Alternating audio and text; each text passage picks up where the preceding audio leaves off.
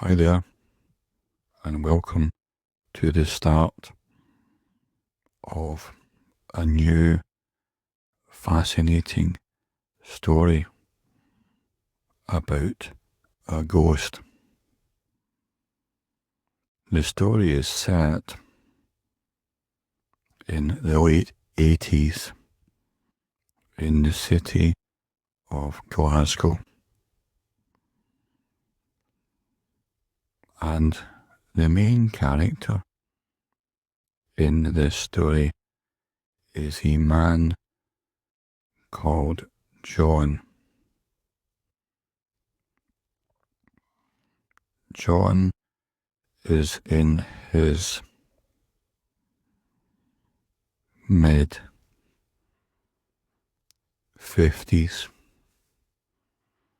and he's a bit worse for wear, and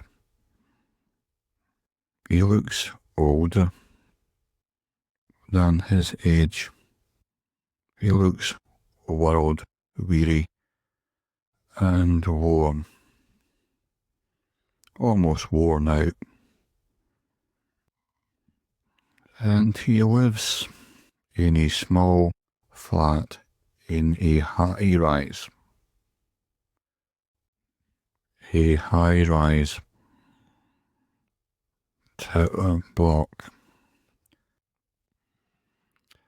in the centre of Glasgow, with a spectacular view over the M8. He's very high up, near to the top of the tower, and it's a kind of high-rise flat tower that was built as a great idea in the early 60s, but turned out to be desperate, for so many reasons, a desperate form of housing. So after a while, they started to demolish them. In the 80s, they started to pull them all down, and this one's still surviving. It's a place that very few people want to live, but John, having not much choice or many options, he's in there in his small flat, in this clinical, horrible high-rise flat with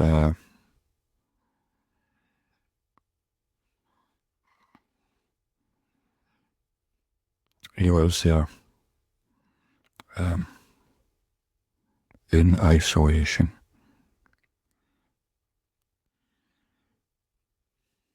He gets a good view, no doubt about that, over the city, and where he used to work, you can view that, which is the shipyards.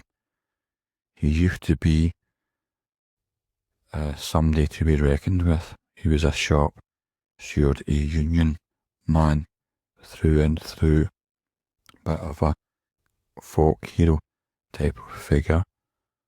But now those days are gone. So John now lives a lonely life in this small tower flat in the centre of Glasgow. Out of his window, he can see the River Clyde and the remnants of the shipping industry when it was at its peak, perhaps the 60s, 70s. We're now into the late 80s. And there's a huge big cranes still there, but they're all redundant. Nothing's been built there anymore. But all the infrastructure's just standing there, rusting away. And it's almost like a reminder to John of his heady days when he was an important man. Now, he's almost an invisible man, and he's as redundant as the industry he used to work in. He's not a happy man. He's probably a bit depressed.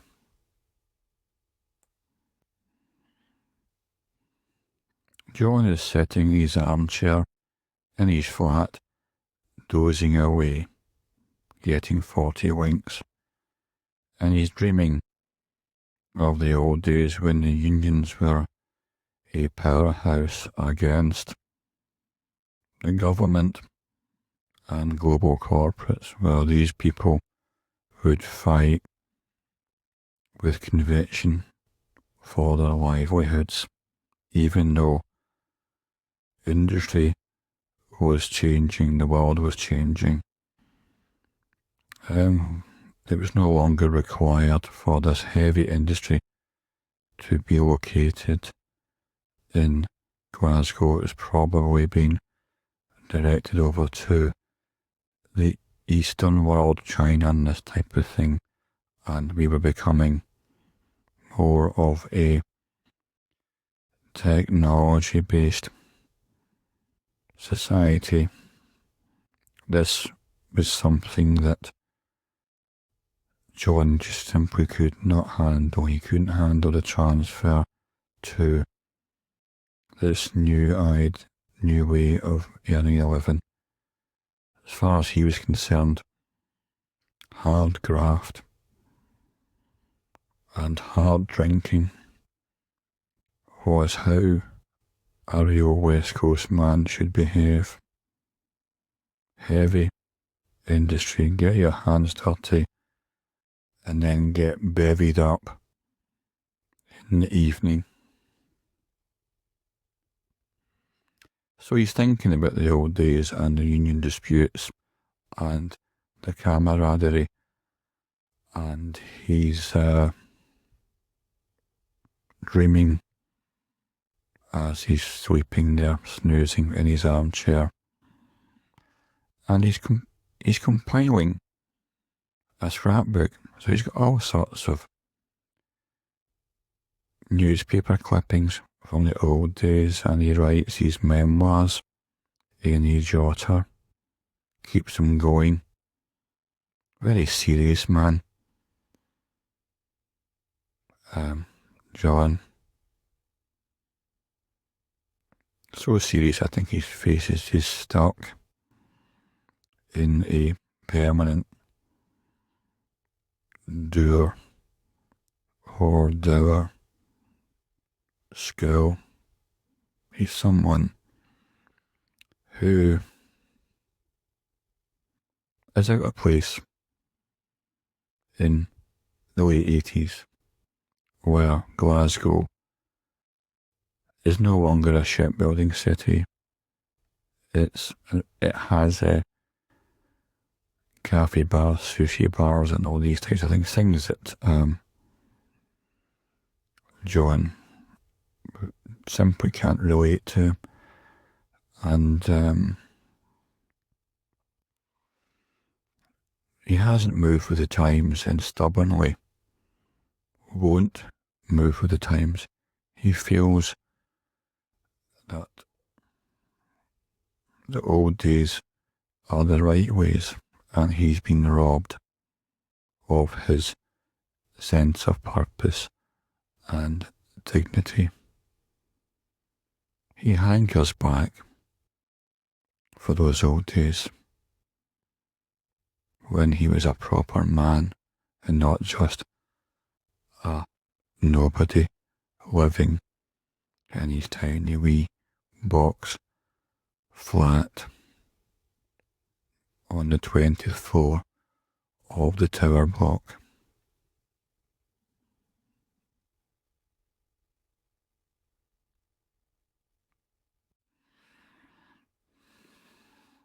John is as working class as it gets. That's what defines him. But people in Glasgow in the newer high-tech jobs moving into the late 80s see themselves more sophisticated, heading towards middle class, where people were starting to buy their own house and be upwardly mobile, thinking you might be a yuppie, that type of thing. This is all lost on John. John remembers the passion of the fight, the union fights against the government for their rights to earn an honest wage and not be for people to tread roughshod over these men. He hankers for those days. It's about 20 past 12, just slightly into the afternoon, and John suddenly wakes up from his dwam, his snooze, and sees that it's very bright daylight outside. And he's a bit shocked. He goes, "My God!" He hadn't realised what time it was. And he leaps up from his armchair, heads over to his small desk near the window, and starts shuffling through and rifling through bits and bobs of papers on the desk, looking for something, desperately looking for something, and he's doing this at speed. Some time limit has just appeared on his horizon in his experience. He's looking around for something, a ticket or a piece of paper or a coupon, and he's grabbing open everything, even bins, and he managed to find what he's after, but he's running out of time. Puts it in his jacket pocket. He's got an old-fashioned suit type of jacket, a worn suit. John's not a kind of casual sportswear or shell suit type of person. He's still dressing as if it's 1962, and probably his jacket and trousers, flannel trousers, come from that time. Just dark, plain, linen material. Old-fashioned looking now in the late 80s, where people are a lot more trendy. And he grabs his small Yale key, flimsy little key, and walks out of his flat into the landing and shuts the door, which is so flimsy you could just lean on the door and it would just open. It's almost just like a cardboard partition with a tiny little flimsy Yale lock. He shuts the door over and steps into a bare, stony grey landing, and along a bit there is a lift shaft door. This is not a nice environment. It's stony, it's cold, it's grey, it's dark, but it's where he lives, and he's in a hurry.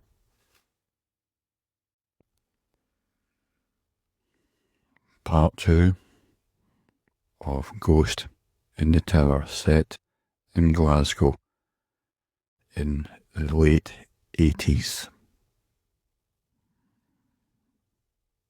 John has found whatever he needs. He's now in a bit of a rush after dozing off on his armchair. He's got to meet some sort of deadline, so he walks out of the door of his flat quickly, shuts the door over, flimsy door, not very substantial, and walks over towards the lift to get him down 20 stories. His shoes and footsteps echo in the landing as he passes by odd bits of graffiti scrawled on the wall. He stands by the lift, waiting. He presses a button, waiting for the lift to appear. A drab brown door with a glass panel at the top of it over a silvery letterbox creeps open, leaving a gap.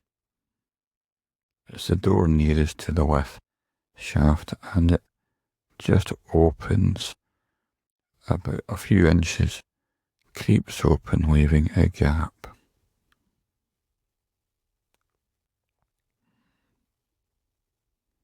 Come on, says John, looking at his watch,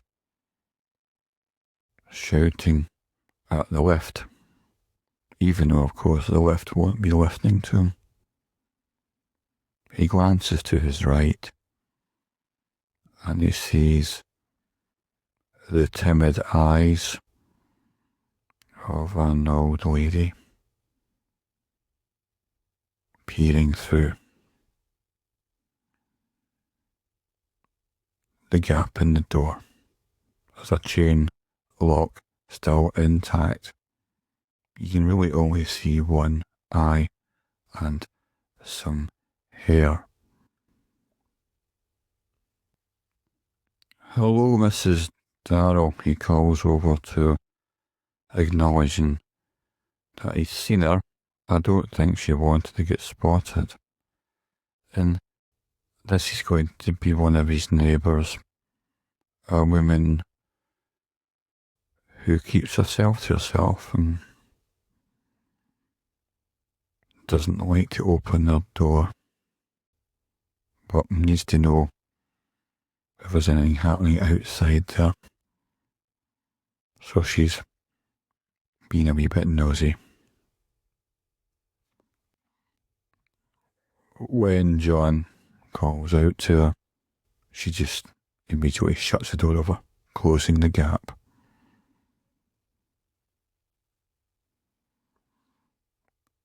She got caught peering.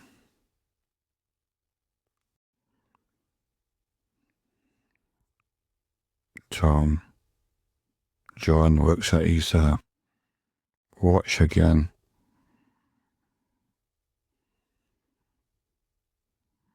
The lift hasn't appeared.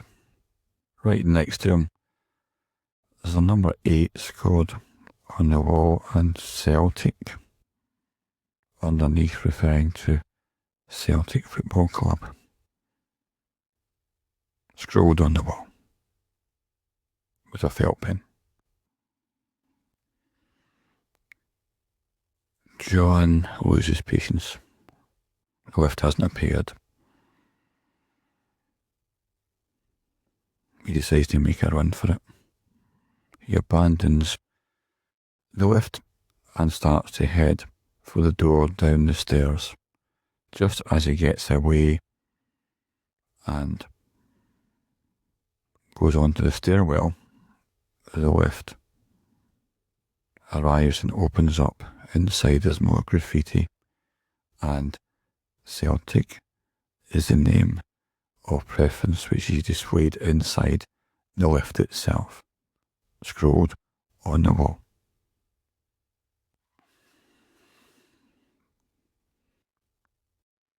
John is now putting a real sprint on for a man of his age. His hard-heeled shoes are clumping in the stairwell and in the corridors of the tower block. He bangs, opens the swing doors open, near the bottom, banging them open, trying to put a bit of speed on. Then he gets out of the building at the base. When he gets out, there's a unkempt waste ground directly outside of the tower block, and there's an immediate copy tower block just a short distance away, a duplicate of the one he lives in. So there's two big tower blocks there, and quite a steep grassy hill that he runs down on a pace, almost falling over himself as he runs down this lumpy, grassy, steep hill, which is what he meets as he gets out of the tower block. He belts along the road, trying to keep his coat buttoned together, with mild panic on his face, and he gets to a big